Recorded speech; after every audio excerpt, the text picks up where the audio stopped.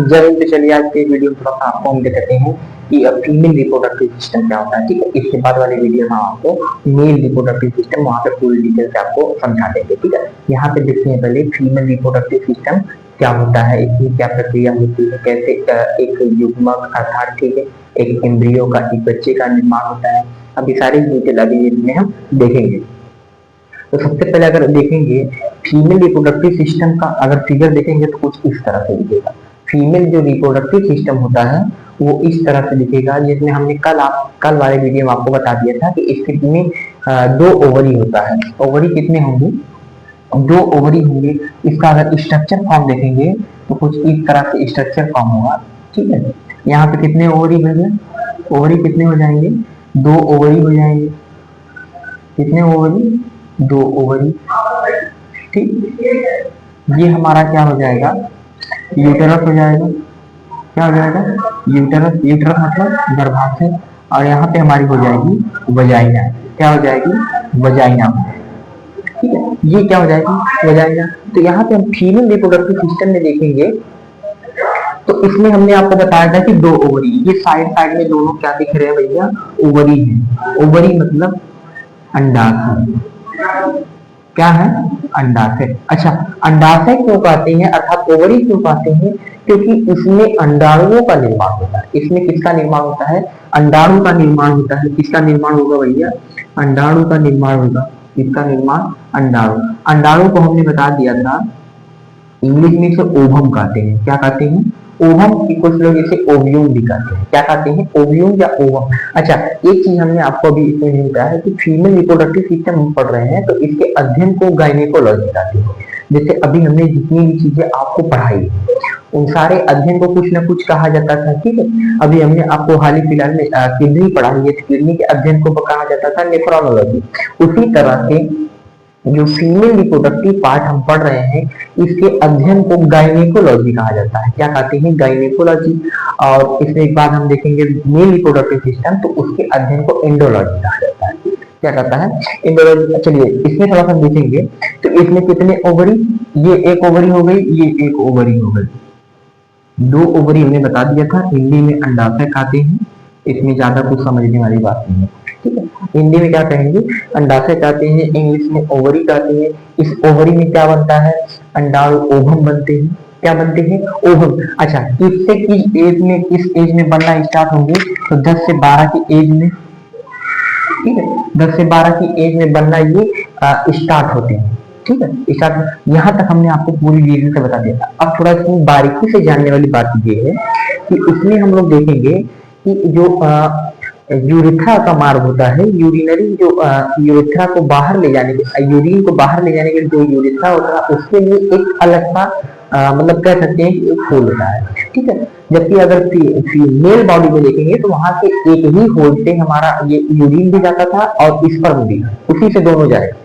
अगर female reproductive system यहाँ पे देखेंगे तो ये हमारा दोनों हो गया टेस्टिस और ये दोनों कनेक्ट रहेगा किससे? पेनिस से। पेनिस के थ्रू ही वहां से स्पर्म और यूरिन दोनों बाहर जाते हैं।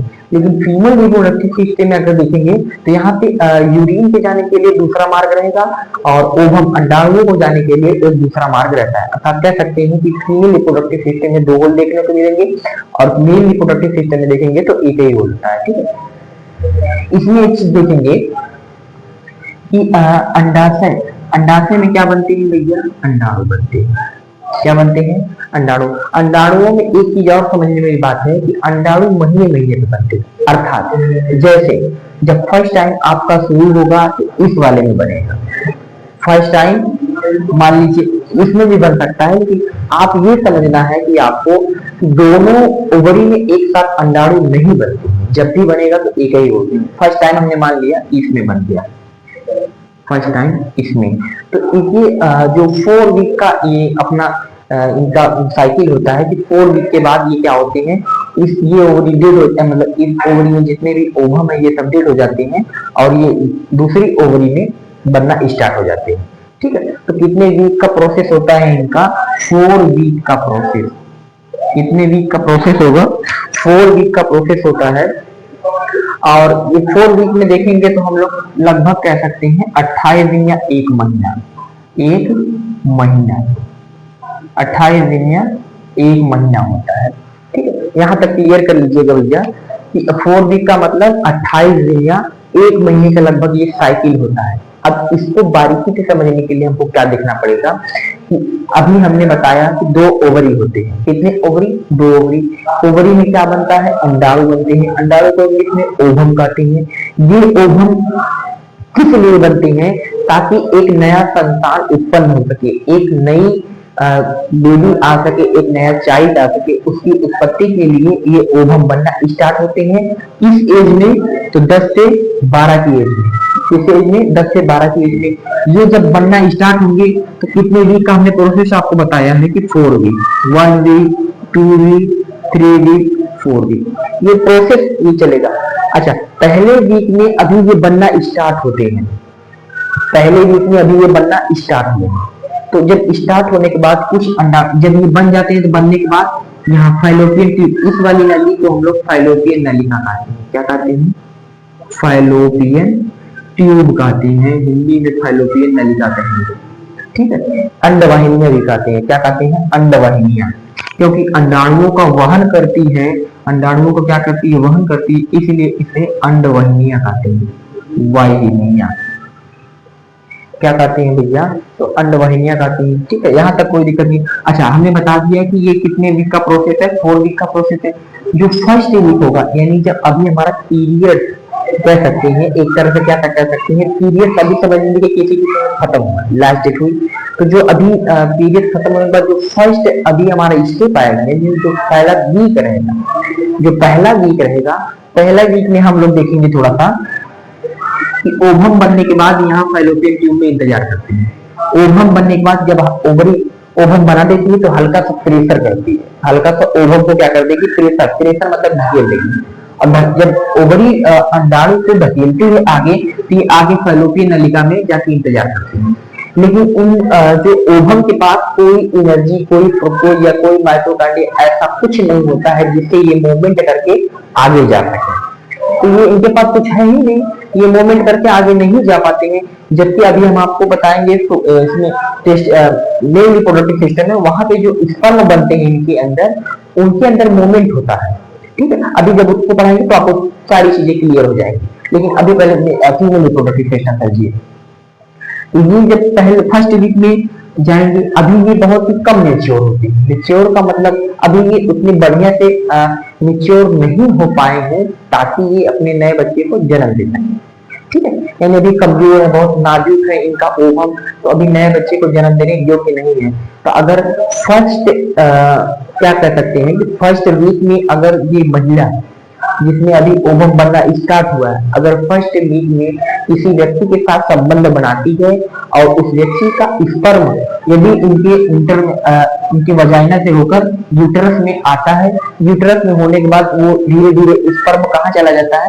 ओवम के पास, तो वो कभी भी फर्टिलाइज नहीं होगा। फर्टिलाइज का मतलब वो अभी मां नहीं बन सकती, क्योंकि अभी उनका जो अंडा बना है वो मेच्योर नहीं है। दूसरे वीक में देखेंगे तो लगभग अंडे मेच्योर हो जाते हैं, लगभग अंडे मेच्योर हो जाते हैं। तीसरा वीक में देखेंगे तो इसमें पूरी तरह से ज्यादातर अंडे मेच्योर हो जाते हैं। ये जो दोनों वीक रहेगा, इसमें ज्यादातर अंडे मेच्योर रहेंगे। कैसे रहेंगे? मेच्योर रहते हैं। मेच्योर का मतलब पूरी तरह से ये तैयार हो चुके हैं कि नए बच्चे को आप जन्म देना ही देना। तो अगर सेकेंड वीक या थर्ड वीक में वो महिला जिसमें अभी ओवम बनना स्टार्ट हो गया, जिसका सेकेंड या थर्ड वीक चल रहा है, वो अगर फर्टिलाइजेशन मतलब किसी से संबंध बनाती है और उसका स्पर्म यदि उसके यूटरस में जाता है, तो वहां पे ज्यादा संभावना होगी कि वो बच्चा टिक जाएगा, मतलब बच्चा होने की संभावना वहां पे ज्यादा हो जाएगी।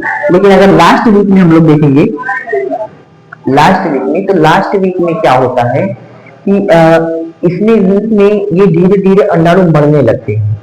माने यहीं पे मर के इनका एक वीक चलता है। जैसे पहले वीक में हमने बताया अंडाणु ओवम यहाँ पे आ जाएंगे।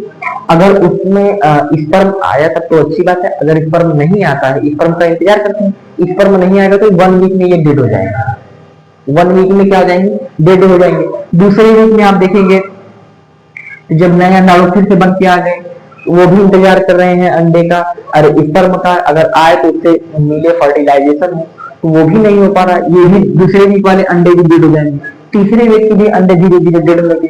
लेकिन लास्ट वीक में अगर लास्ट वीक में वो महिला किसी व्यक्ति के साथ संबंध बनाती है तो उसमें भी बच्चे होने की संभावना नहीं है, क्योंकि वहां पे जो अंडाणु है वह ज्यादातर अंडाणु मर चुके हैं, ज्यादातर अंडाणु क्या है, डेड हो चुके हैं, मर चुके हैं, जिससे वो फर्टिलाइजेशन नहीं हो पाएगा।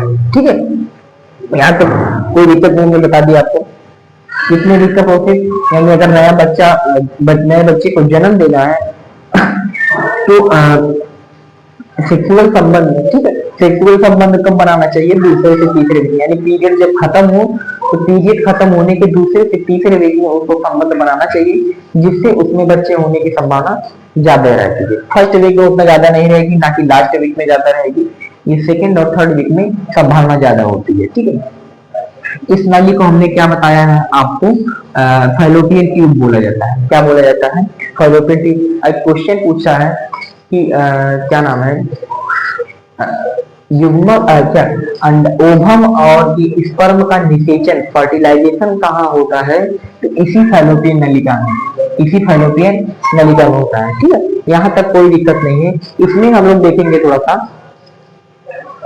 यूटरस की इसमें दो परतें होती है। कितनी परत होती है, दो परत होती है भैया। कितनी परत होती है, दो परत होती है,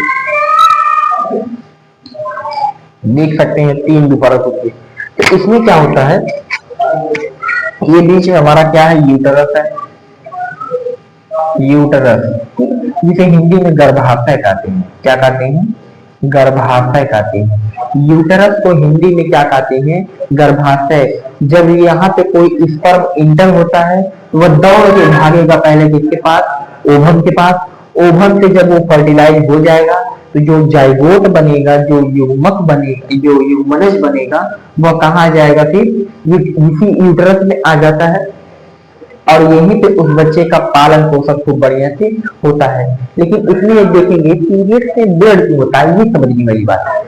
क्वेश्चन क्या पूछेगा कि पीरियड में ब्लड कैसे आता है, जबकि अभी हमने देखा कि ओवम, ये सब व्हाइट पदार्थ होते हैं, ओवम कैसा होता है, व्हाइट देखने को मिलेगा। लेकिन तब क्वेश्चन पूछेगा कि ब्लड क्यों आता है, पीरियड, पीरियड में ब्लड क्यों आता है। अभी हम इसको बारीकी से समझा रहे हैं। अभी हमने बताया कि ये क्या करते हैं, ओवम किसी स्पर्म का वेट करते हैं, इंतजार करते हैं, किसी स्पर्म का क्या करते हैं, इंतजार, ताकि वो बढ़िया से फर्टिलाइज हो सके, और फर्टिलाइजेशन के बाद जो बच्चा, जो भ्रूण बनेगा, जो जाइगोट बनेगा, उसको निषेचित, उसको बढ़िया से लालन पोषण करने के लिए कोई तो थैली बनी होगी जरूर, जिसमें वो पैक रहेगा। तो ऐसी ही थैली इसी यूट्रस में बनती है, जिसे एंडोकार्डियम कहती है। इसके अंदर वाली पहले परत देखेंगे तो मायोकार्डियम का, ये बीचवा में क्या होता है, मायोकार्डियम, ये बीच वाला भाग, यानी जो दोनों पाइप दिख रही है, दोनों लाइन, इन दोनों लाइन के बीच वाले भाग को हम लोग मायोकार्डियम कहते हैं, मायोकार्डियम। ठीक है, क्या कहते हैं, मायोकार्डियम कहते हैं। फिर इसी में हम लोग देखेंगे कि इसके अंदर एक परत होती है, एक हल्की सी परत होगी, जो क्या करती है, यही परत क्या करती है, अगर यहाँ पे बच्चा हो रहा है, बच्चा यानी जाइगोट बन चुका है, भ्रूण बन चुका है, भ्रूण बनने के बाद यहाँ आ जाएगा, यूट्रस में आ जाएगा, तो ये थैली क्या करती है, एक लेयर होती है जो इसको कवर करती है। इसको कवर करने के बाद इसको बढ़िया से लालन पोषण करेगी इस बच्चे का, और धीरे धीरे इसमें एक बच्चा बनने लगेगा, जिसके 4 हाथ 4 पैर होने लगेंगे, सॉरी 2 हाथ 2 पैर होने लगेंगे। ठीक है, यहाँ पे कोई दिक्कत वाली बात नहीं। तो ये थैली, अच्छा, ये थैली बनेगी कब, जब जब ये स्पर्म नहीं, जब जब ये ओवम यहाँ पे बन के वेट करेंगे किसका, अंडाणु का, अरे स्पर्म का, किसका वेट करेंगे, स्पर्म का, तो तब तक ये थैली बनती है। और ये थैली क्या होती है, जब ये सारे अंडाणु डेड हो जाते हैं, यानी फर्स्ट वीक में अभी स्टार्ट हुआ, और लास्ट वीक में जब ये सब अंडाणु ओवम डेड हो चुके हैं, क्या हो चुके हैं, डेड हो चुके हैं, तो अब उनमें एक साइकिल चलती है जिसे मेंस्ट्रुएशन साइकिल कहते हैं। क्या कहते हैं, मेंस्ट्रुएशन साइकिल कहते हैं। इस साइकिल के थ्रू जो ये ओवम होगा ये बाहर जाने लगेगा, ये ओवम होगा, ये बाहर जाने लगेगा, और जब ओवम बाहर जाता है तो यही थैली फट जाती है। कौन सी थैली? हमने बता दिया एंडोकार्डियम। कौन सी थैली है? एंडोकार्डियम। एंडोकार्डियम ये थैली फट जाती है, जिससे इस थैली के फटने के कारण ही पीरियड्स में ब्लड आते हैं। इस थैली के फटते हैं मायो एंडोमेट्रियम कहते हैं। क्या कहते हैं? एंडोमेट्रियम। यहाँ पे थोड़ा सा मायोकार्डियम लिखा गया है। क्या लिखा गया है? कार्डियम नहीं होगा, ये क्या होगा? मायोमेट्रियम होगा। मायोमेट्रियम, इसको थोड़ा सा मिटा के लिख रहे हैं बढ़िया से भाई। मायोमेट्रियम, ठीक है। क्या कहेंगे? मायोमेट्रियम कहते हैं। इसको क्या कहेंगे? एंडोमेट्रियम। क्या कहते हैं? एंडोमेट्रियम कहते हैं। अभी ये बाहरी लेयर हमने बताया, इस क्या कहते हैं? पेरीमेट्रियम। क्या कहेंगे? पेरीमेट्रियम बोलते हैं इसको, मेट्रियम, ठीक है। यहाँ पे जो हमारी क्या होती है, फीमेल रिप्रोडक्टिव सिस्टम का अगर जो बाहरी लेयर, ये जो बाहर दिख रहा है, इसको हम लोग क्या बोलते हैं? पेरीमेट्रियम बोलते हैं। इसके अंदर जो ये खाली जगह दिख रही है, पाइप जिसको हमने बनाया है, इसको हम लोग मायोमेट्रियम बोलते हैं। इसके अंदर जो लेयर बनती है, इसको एंडोमेट्रियम बोलते हैं। यही एंडोमेट्रियम लेयर जब फट जाती है तो हमारे पीरियड्स में क्या आता है? ब्लड आता है। पीरियड्स में क्या आएगा? वो ब्लड आएगा, ठीक है। यहाँ तक इसमें ये जो सबसे आगे वाला भाग होगा, इसको हम वजाइना बोलते हैं। क्या बोलते हैं? वजाइना बोलते हैं, ठीक है। इस वजाइना क्या होता है? ये वजाइना यही बाहर वाला हिस्सा जो बाहर दिखता है, वही वजाइना होता है, ठीक है। और इसके अंदर ये पूरा यूट्रस होगा, जिसमें ये हमारा क्या होगा? 2 ओवरी होगा, ठीक है। और जिसमें क्या बनेंगे? अंडाणु बनते हैं। क्या बनते हैं? अंडाणु। अंडाणु में केवल एक छोटा सा न्यूक्लियस होगा और बाकी कुछ इसमें नहीं होता है, ताकि ये मूवमेंट नहीं कर पाता है। अंडाणु भैया एकदम मूवमेंट नहीं करते हैं, ठीक है। इसी तरह से हम एक क्वेश्चन आपको बता रहे हैं कि जैसे मेल में स्पर्म बनता है, फीमेल में ओवम बनता है, इन दोनों में ये जो चीजें बनती है, इसको युग्मक कहा जाता है। क्या कहते हैं? युग्मक। नर जननांग में एक चीज, एक पदार्थ एक की तरह उत्पन्न होता है, जिसे युग्मक कहते हैं। युग्मक किसे कहेंगे? इसमें तो ओवम। ओवम एक क्या है? युग्मक। युग्मक मतलब गैमीट होता है। युग्मक मतलब क्या हो जाएगा? गैमीट है, ठीक है। अंडाणु क्या होते हैं? एक प्रकार के गैमीट, इसको बोला जाता है। क्या बोलते हैं?